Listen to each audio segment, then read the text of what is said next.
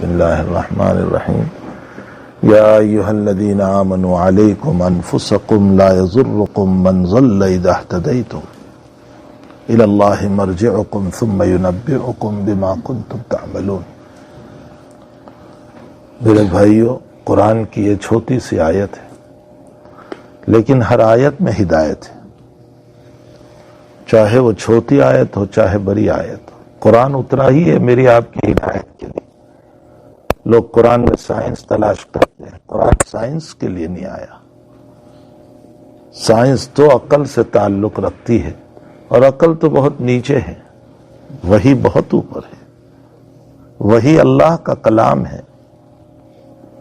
آپ نے نہیں سنا کہ جب جناب رسول اللہ صلی اللہ علیہ وسلم پر وحی کا نزول ہوتا تھا تو حضرت لیٹ جاتے تھے، آپ پر وہ بوجھ پڑتا تھا کہ صحابہ فرماتے ہیں کبھی کبھی آپ لیٹ گئے اور آپ کا پاؤں ہمارے پاؤں پر گر گیا تو وزن اتنا ہوتا تھا حضرت کے پاؤں کا کہ ہمیں لگتا تھا ہمارا پاؤں پھٹ جائے گا۔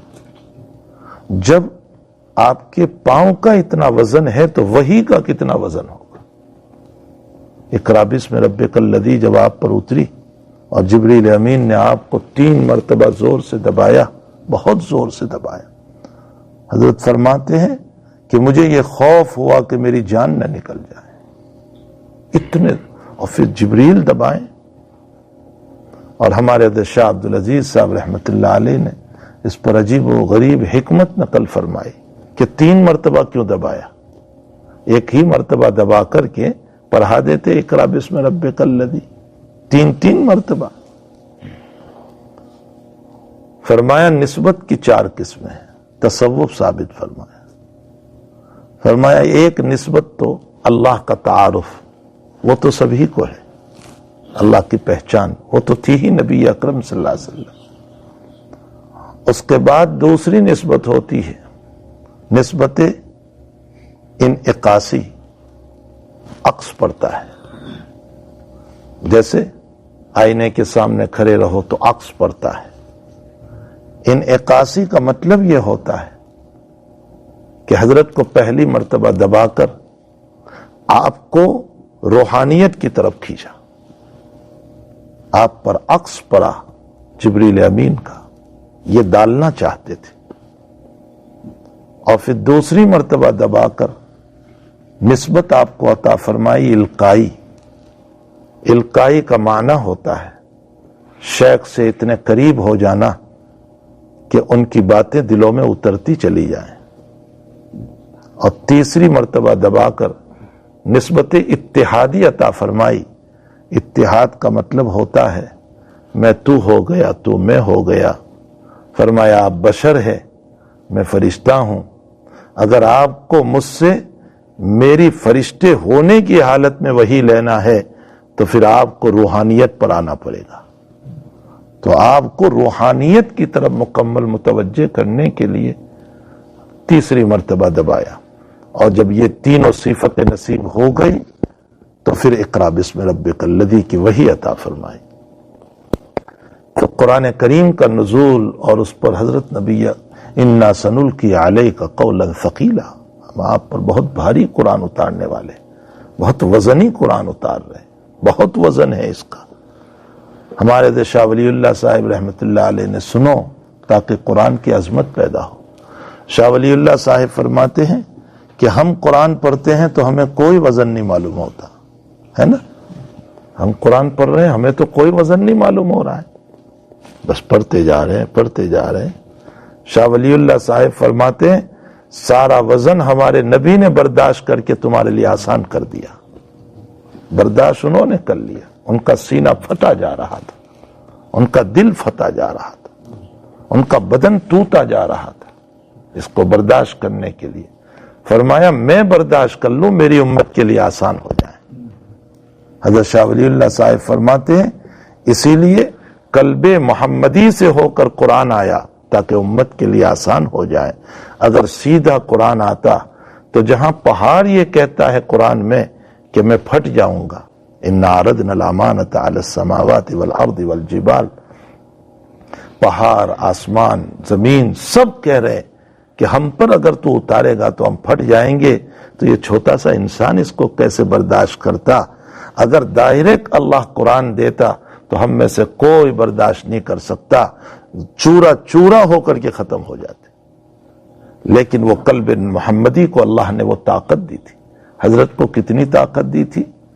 بخاری شریف کی روایت ہے، حضرت انس فرماتے ہیں نبی اکرم صلی اللہ علیہ وسلم کو 30 مردوں کی طاقت عطا فرمائی تھی، 30 مردوں کی، اور دوسری روایت میں ہے کہ جنتی 30 مردوں کی، اور جنت میں ایک مرد کو 100 مردوں کی طاقت۔ تو اس کو اب 30 کو 100 میں گن لو، 3000 آدمیوں کی طاقت عطا فرمائی، 3000 مردوں کی طاقت حضور پاک صلی اللہ علیہ وسلم کو عطا فرمائی تھی۔ جب ہی تو اتنے حالات، اتنے مصائب، اتنی پریشانیاں، امت کا غم، کیسا غم؟ قرآن کی ایک آیت سے آپ کا غم ہمیں معلوم ہوتا ہے، لعلک باخع نفسک الا یکونوا مؤمنین۔ پیغمبر آپ اپنا دل کھو بیٹھو گے، مر جاؤ گے، اب تو اتنا غم کر رہے ہیں ان کے پیچھے۔ باخع نفسک، ہمارے ایک استاذ نے ترجمہ کیا تھا لعلک باخع نفسک، آپ کو اٹیک آ جائے گا اللہ اگر یہ لوگ ایمان نہیں لائیں گے۔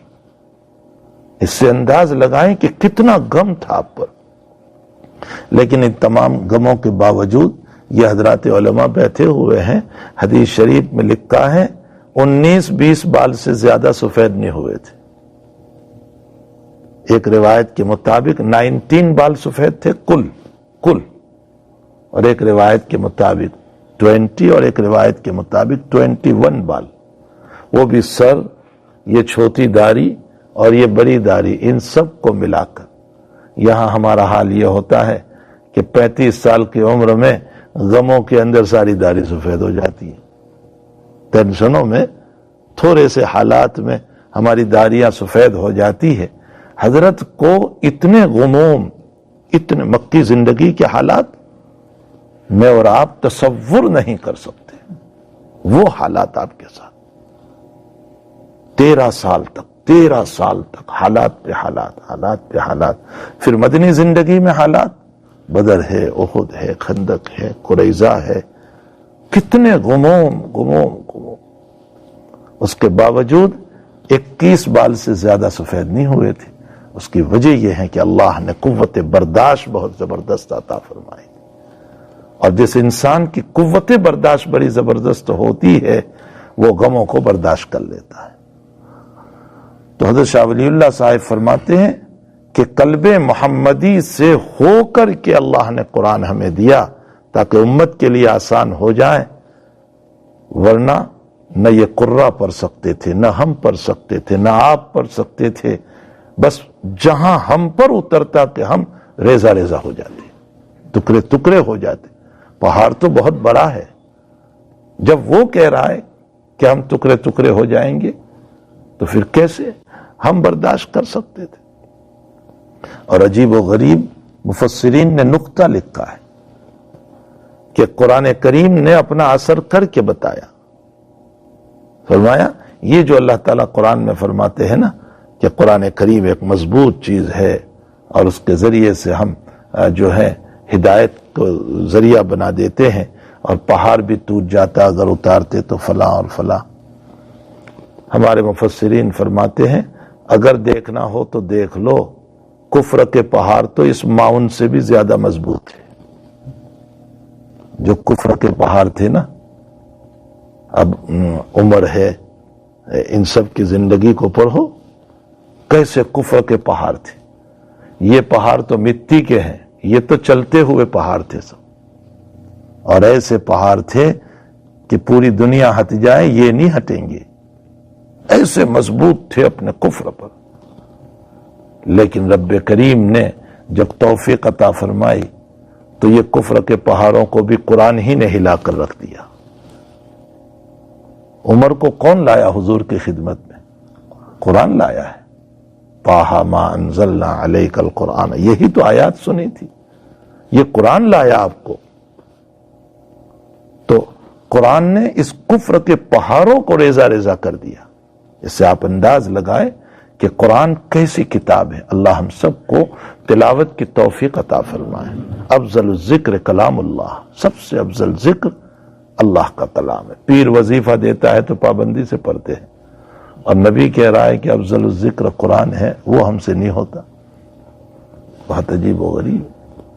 بعضوں کو بڑا عجیب شوق ہوتا ہے قرآن پڑھنے کا، وہ پڑھتے رہتے ہیں ہر وقت ان کی زبان کلام اللہ سے جاری رہتی ہے، تر رہتی ہے. اور واحد کتاب دنیا میں ایسی ہے ایک کہ جو ہزاروں مرتبہ پڑھو اکتاہٹ نہیں آتی. کوئی کتاب، اچھے سے اچھے ناول کی کتاب لے لو، اتنے اعلیٰ درجے کے جوکس اس میں لکھے ہوئے ہیں، زیادہ سے زیادہ آپ 3 مرتبہ پڑھو گے، اس سے زیادہ نہیں. اکتا کر کے پھر رکھ دو گے. لیکن قرآن ایک ایسی کتاب ہے کہ ساری زندگی پڑھتے رہو کبھی اکتاہٹ نہیں آتی. ساری زندگی پڑھتے رہو، اکتاہٹ آتی ہی نہیں. اسی لیے علامہ ابن قیم رحمت اللہ علیہ نے لکھا کہ دنیا کے اندر 2 چیزیں ایسی ہے جس سے 3 چیزیں ایسی ہے جس سے جی کبھی نہیں بھرتا.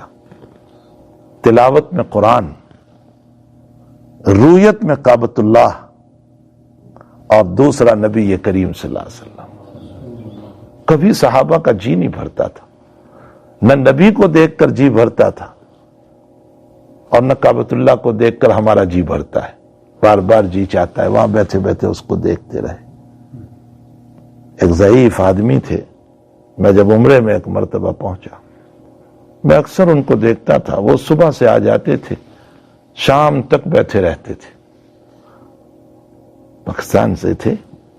میں نے ان سے پوچھا کہ آپ یہیں بیٹھے رہتے ہیں، یہاں مقیم ہیں؟ کہا نہیں، میں عمرے پر آیا ہوا ہوں میرے بال بچوں کے ساتھ. دوپہر میں گھر کھانے جاتا ہوں اپنے ہوٹل پر، پھر میں آ جاتا ہوں. میں بہت مجبور ہوں، میرے کئی آپریشن ہیں، اس لیے ایک طواف میں کر لیتا ہوں، پھر بیٹھے بیٹھے کعبۃ اللہ کو دیکھتا رہتا ہوں، میرا جی ہی نہیں بھرتا.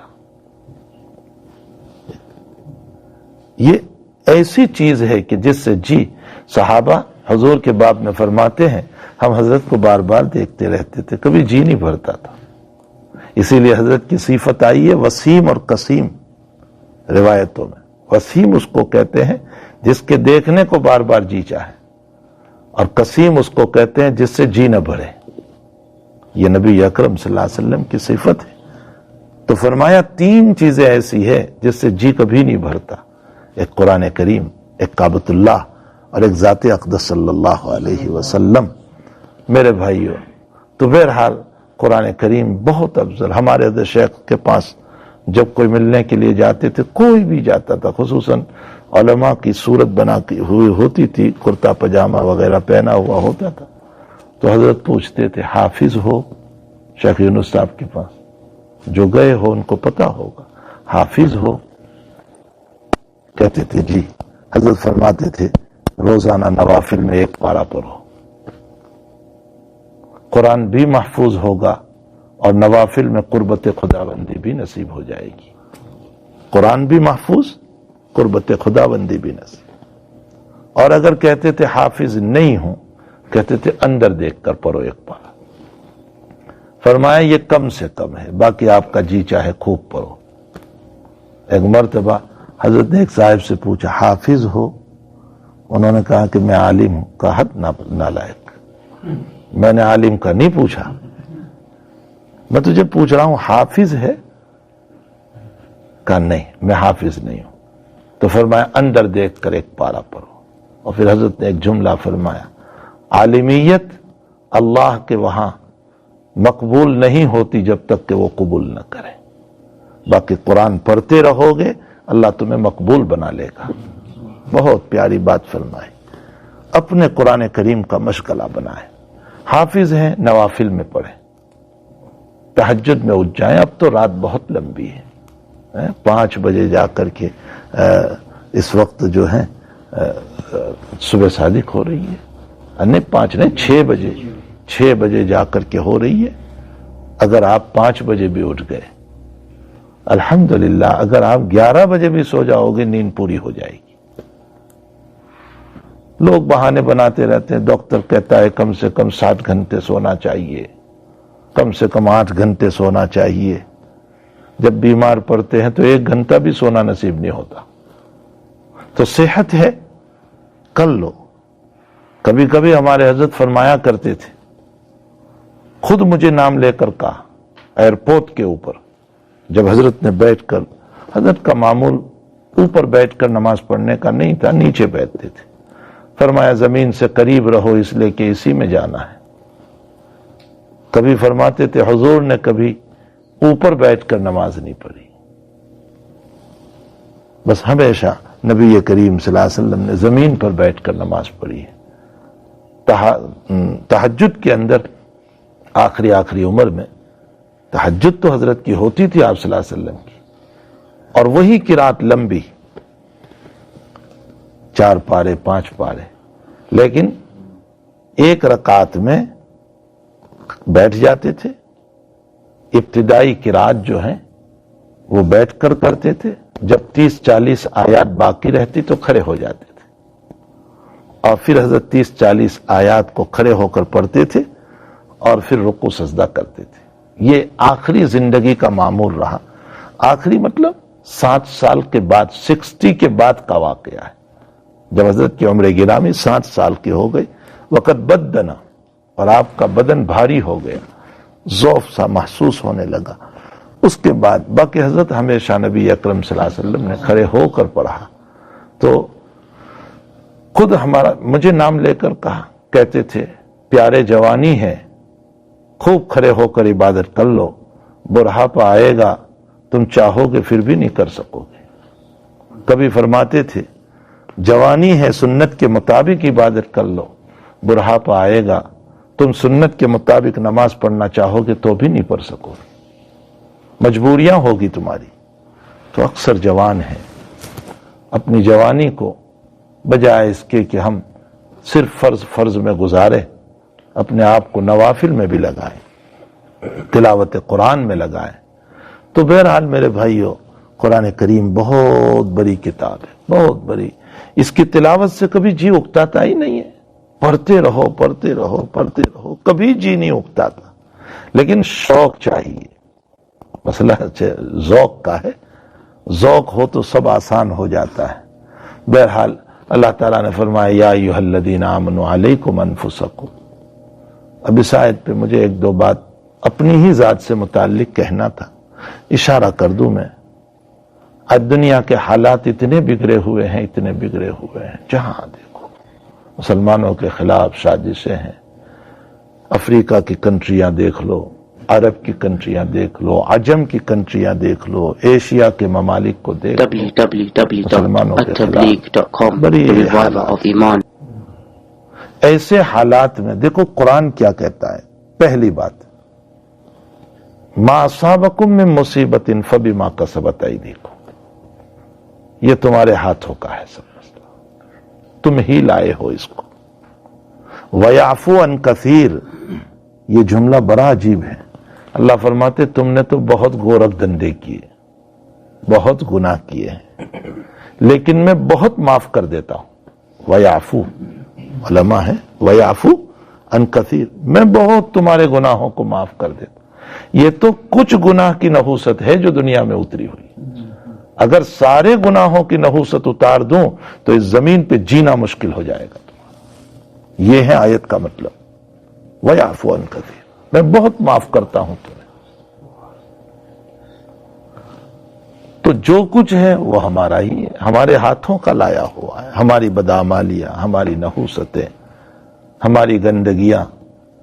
لیکن اس کے ساتھ مسئلہ ہمارا کیا ہے؟ ہمارا مسئلہ یہ ہے کہ ہم صرف تبصروں کے رہ گئے, فلاں جگہ حالات ہے, فلاں جگہ حالات ہے. اچھا, پھر ہمارے مجلسوں میں جب تبصرے ہوتے ہیں, وہاں جو ہے نا ایشیا میں, انڈیا میں, فلاں وہ لوگ نماز نہیں پڑھتے اس لیے ایسا ہو رہا ہے, وہاں ایسا اس لیے ہو رہا ہے, وہاں جو ہے نا اس لیے ہو رہا ہے. یعنی سارا بلیم ہم دوسروں پر ڈال رہے ہیں اور اپنے آپ کو پاک دامن سمجھ رہے ہیں. مسئلہ یہ ہے. اللہ کے حبیب پاک صلی اللہ علیہ وسلم, مسلم شریف کی روایت ہے, من قال ہلاک الناس فقد ہلاکا، جس نے یوں کہا کہ لوگ ہلاک ہو رہے ہیں، یعنی لوگوں کو بلیم کیا، سمجھ لیں کہ وہ اپنے آپ کو ہلاک کر رہا ہے، اپنے آپ کو مٹا رہا ہے۔ تو ہمارا حال یہ ہے کہ ہم دوسروں ہی پر، اچھا کتنی کمیٹیاں بن رہی ہے، انجمنیں بن رہی ہے، تنظیمیں بن رہی ہے، ایک ملک میں چلے جاؤ تو آپ کو 20 تنظیمیں ملے گی، 50 تنظیمیں ملے گی۔ بھئی کیوں؟ سد باب کر رہے ہیں، روک رہے ہیں، لیکن روکنے والے جو خود ہیں، اگر وہ تقریر تو بڑی زوردار میں بھی کر دوں گا کہ جھوٹ نہ بولو، لیکن وقت آئے گا تو میں خود بول دوں گا۔ خود تنظیم والے ہی جھوٹ بول رہے ہیں، وہ خود فریب کر رہے ہیں، وہ خود دھوکہ دے رہے ہیں، وہ خود ناجائز مال کھا رہے ہیں، نہ معلوم کیا کیا ہو رہا ہے۔ اسی لیے ہماری تقریریں بھی اثر نہیں کر رہی۔ کیوں؟ اس لیے کہ ہمارا بولنا اور ہے اور ہمارا اندر اور ہے۔ لم تقولون ما لا تفعلون، ایسی باتیں کیوں کرتے ہو جس کو تم کرتے نہیں؟ حضرات صحابہ کا حال یہ تھا کہ وہ سیدھا بلیم دوسروں کو نہیں، اپنوں کو۔ حضرت حنظلہ رضی اللہ تعالیٰ عنہ بہت مشہور ہے، بہت مشہور ہے۔ نافق حنظلہ، نافق حنظلہ، نافق حنظلہ، حنظلہ منافق ہو گیا حنظلہ۔ ابوبکر نے فرمایا کیسے؟ فرمایا نبی کی مجلس میں بیٹھتا ہوں تو اللہ ہمارے سامنے ہے، آخرت سامنے ہے، اور جب نبی کی مجلس سے گھر جاتا ہوں تو پھر بیوی بچوں میں اس کو پیار، اس کو پیار، بیوی کو پیار، بیوی سے محبت، وہ کیفیت نہیں رہتی۔ تو کیفیت کا بدلنا یہی تو نفاق ہے۔ ابوبکر کہنے لگے پھر یہ تو میرا بھی حال ہے، تو میں بھی منافق۔ دونوں گئے حضور پاک صلی اللہ علیہ وسلم کی خدمت، دوسروں کو بلیم نہیں کیا، اپنی ذات کو۔ اچھا میں یہاں ایک تحقیق بتاؤں، بڑی تسلی کی ہے۔ حضرت نانوتوی رحمت اللہ علیہ نے اس حدیث کو جو سمجھایا ہے، میں حدیث کا طالب علم ہوں، متقدمین کی بہت کتابیں دیکھی ہیں، لیکن جو مطلب حضرت نانوتوی نے سمجھایا وہ مجھے کہیں نہیں ملا۔ جب یہ دونوں بزرگ حضرت کے پاس آئے، نبی اکرم صلی اللہ علیہ وسلم کے پاس، اور ساری بات رکھی، حضرت نے فرمایا ہادہ وہادہ، ہادہ وہادہ، میرے پاس بیٹھتے ہو وہ بھی ایمان ہے، اور گھر میں بیٹھتے ہو وہ بھی ایمان ہے، نفاق وفاق کچھ نہیں، وہ بھی ایمان ہے، یہ بھی ایمان ہے۔ اب یہ کیسے ہو سکتا ہے؟ وہ کہہ رہے ہیں کیفیت بدل جاتی ہے، خود ہماری کیفیت دیکھو ابھی کیا کیفیت ہے۔ ابھی گھر جائیں گے بچوں کے ساتھ پیار محبت، بیوی کے ساتھ، اور حضرت فرما رہے ہیں وہ بھی ایمان، یہ بھی ایمان۔ حضرت نانوتوی اس کو یوں سمجھاتے ہیں، ایک مثال دے کر، ایک ایگزامپل دے کر۔ حضرت نے فرمایا کہ کبھی سی اور سمندر پر گئے ہیں، جب چاندنی ہوتی ہے نا، اجالا، چاندنی رات 13، 14، 15، تو ان دنوں میں سمندر میں سی میں طغیانی پیدا ہوتی ہے، جوش آتا ہے پانی میں، اور زوروں سے موج کھاتے ہوئے پانی سمندر کے کنارے پر آتا ہے، بہت زوروں سے، اور جب اندھیرا شروع ہو جاتا ہے تو پھر آہستہ آہستہ طغیانی ختم ہو جاتی ہے، پانی سمیٹ کر پھر اندر جاتا ہے، پھر وہ جوش نہیں ہوتا ہے۔ حضرت نانوتوی رحمۃ اللہ علیہ فرماتے ہیں کہ تم نے یہ تو دیکھا ہوگا، فرمایا پانی نہیں بڑھتا، یہ جو جوش آیا ہے نا، تو سمندر کا پانی کبھی نہیں بڑھتا ہے، وہ تو اتنا ہی ہے، پھر کیا ہوا؟ بڑے جوش سے آ رہا ہے۔ فرمایا چاند کا چاندنا اور روشنی پڑی، اس کی وجہ سے پانی میں جوش آ گیا، اور وہ جوش مارتا ہوا آیا، اور جب کچھ اندھیرا سا ہوا تو پھر وہ جوش کم ہو گیا۔ فرمایا میری مجلس میں ہوتے ہو تو میری روشنی کی وجہ سے ایمان میں جوش آ جاتا ہے، اور جب گھر پر جاتے ہو تو ایمان تو وہی ہے، لیکن روشنی کی نہ ہونے کی وجہ سے تھوڑا سا جوش ختم ہو جاتا ہے، ایمان ختم نہیں ہوتا ہے۔ اتنی بہترین مثال سے سمجھایا، معلوم ہوتا ہے یہ بھی ایمان ہے، وہ بھی ایمان ہے، کوئی فرق نہیں ہے۔ مجھے تو یہ بتانا ہے کہ حضرت حنظلہ نے اپنے آپ کو کہا۔ حضرت حذیفہ رضی اللہ تعالیٰ عنہ کو نبی علیہ السلام نے لسٹ دی تھی منافقوں کی، کون کون منافق ہے۔ مدینے میں جنازہ ہوتا تھا اور حذیفہ مدینے میں موجود ہے اور کوئی عذر نہیں ہے اور پھر جنازے میں نہیں آئے تو عمر دیکھتے تھے حذیفہ ہے کہ نہیں۔ البدایہ والنہایہ میں لکھا ہے علامہ ابن اسیر جزری نے، اگر حذیفہ نہیں ہے تو عمر سمجھ جاتے تھے یہ منافق ہے۔ حضرت عمر نے روتی ہوئی آنکھوں سے حذیفہ سے فرمایا، حذیفہ لسٹ ہے نا تمہارے پاس منافقوں کی؟ رازدار رسول تھے حذیفہ تو۔ فرمایا عمر کا نام تو نہیں ہے اس میں۔ آئے ہائے ہائے ہائے، عمر کا نام تو نہیں ہے منافقوں میں۔ کون کہہ رہا ہے؟ جس کو اللہ کے نبی نے جنت کی بشارت سنائی، جن عشرہ مبشرہ میں سے، وہ کہہ رہا ہے میرا نام تو منافق میں نہیں ہے۔ وہ آدمی جس کے متعلق حضور یہ کہہ رہے ہیں میرے بعد کوئی نبی ہوتا تو عمر ہوتا، وہ اپنی ذات پہ کہہ رہا ہے کہ میرا نام تو منافقوں میں نہیں ہے۔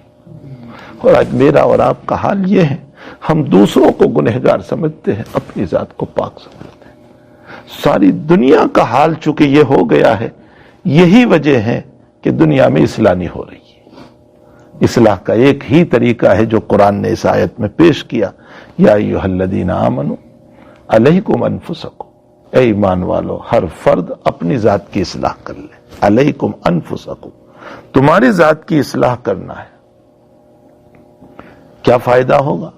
لا یضرکم من ضل اذا اہتدیتم، کوئی برائی کر رہا ہے اس کی برائی کا نقصان تم کو نہیں ہوگا اگر تم خود ہدایت پر ہو، لیکن تم ہی ہدایت پر نہیں ہو تو پھر اس کی ضلالت تمہیں بھی لے جائے گی، اس کی گمراہی تمہیں بھی لے جائے گی۔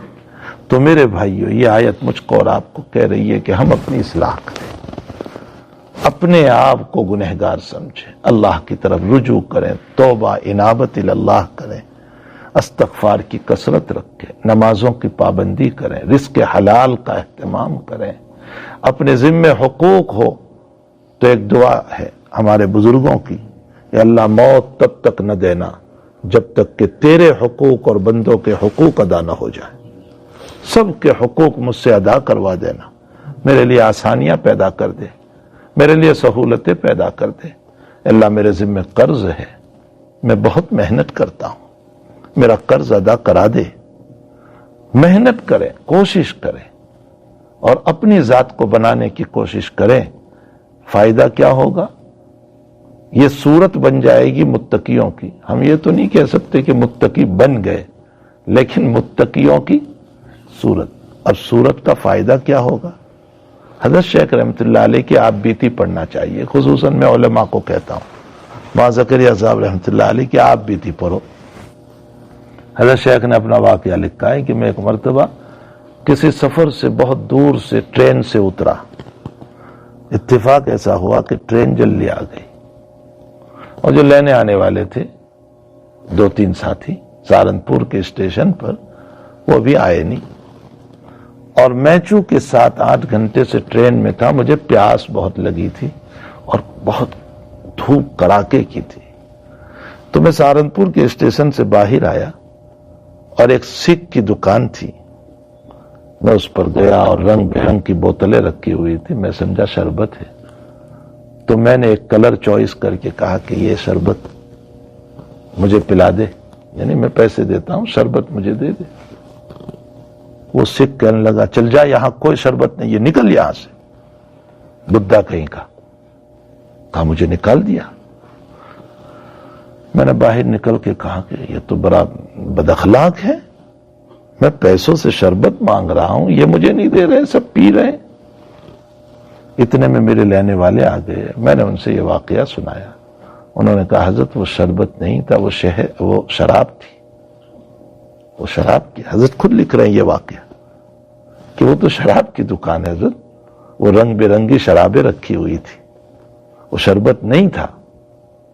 حضرت شیخ فرماتے ہیں اچھا ہوا، اللہ کا فضل ہوا، آسمان کی طرف نگاہ اٹھا کر کے دیکھی اور فرمایا اللہ یہ اچھا آدمی تھا جس نے مجھ کو غلط راستے سے بچا لیا، یعنی وہ سکھ اچھا آدمی تھا جس نے مجھ کو غلط راستے سے بچا لیا، اگر چند قطرے بھی چلے جاتے تو میرا کیا حال ہوتا۔ یہ تو ہو گیا واقعہ حضرت کا۔ اب نصیحت لکھ رہے ہیں حضرت۔